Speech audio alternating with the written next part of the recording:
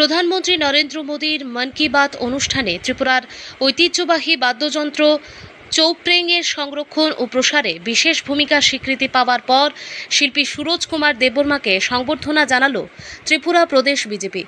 সোমবার বিজেপির প্রদেশ কার্যালয়ে আয়োজিত এক অনুষ্ঠানে প্রদেশ বিজেপি সভাপতি অভিষেক দেবরায় তাকে সম্মাননা প্রদান করেন।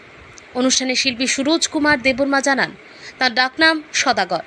নামটির পেছনে গল্পও তিনি উপস্থিত সকলের সঙ্গে ভাগ করে নেন।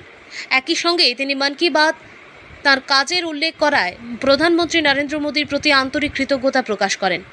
প্রসঙ্গত উল্লেখ্য, প্রধানমন্ত্রী নরেন্দ্র মোদী তাঁর মন কি বাত অনুষ্ঠানে ত্রিপুরার ঐতিহ্যবাহী বাদ্যযন্ত্র চৌপ্রেংয়ের সংরক্ষণ ও প্রসারে সুরজ কুমার দেববর্মা তথা সদাগরের অন্যান্য উদ্যোগের বিশেষ উল্লেখ করেছেন।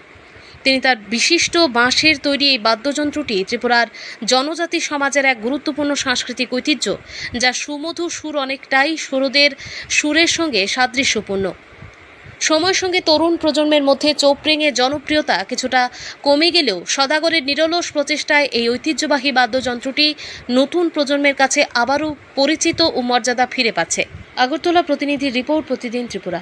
দেখুন, হারিয়ে যাওয়া সংস্কৃতিকে পুনরুদ্ধার করা, এটা মোদিজি বারবারই বলে থাকেন এবং তার জন্য কাজও করছেন। এটার একটা প্রমাণ। তো চৌপ্রেং যে বাদ্যযন্ত্রটা আছে, এটা হয়তোবা আমরা সেরকম ভাবে জানি না। গিটারের আগে গিটার ছিল না, এটাকেই ব্যবহার করা হতো গিটারের মতো করে। পরবর্তী সময় এটা থেকে গিটারের রূপ দেওয়া হয়েছে।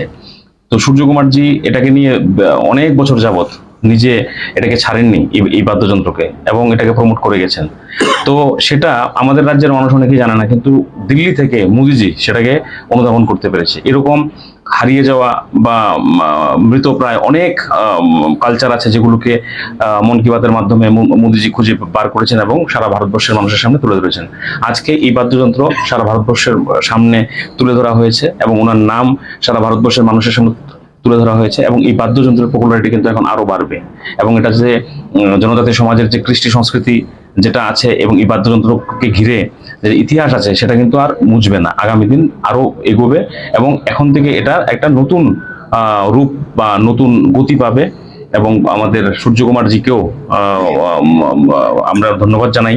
আজকে আমরা প্রদেশ কার্যালয়ে ওনাকে এনে সম্মানিত করেছি, এবং আমি গোটা রাজ্যবাসীর কাছে আবেদন জানাবো যে যার যে সাধ্যমতে ওনার কাছে যেন যায়, এবং এই বাদ্যযন্ত্র পরবর্তী সময় যেন জনজাতি সমাজ কেন বাঙালি সমাজে যেন ইউজ করা হয়, সব ক্ষেত্রে যেন সেটাকে ইউজ করা হয়, এটা প্রমোট করা হয়।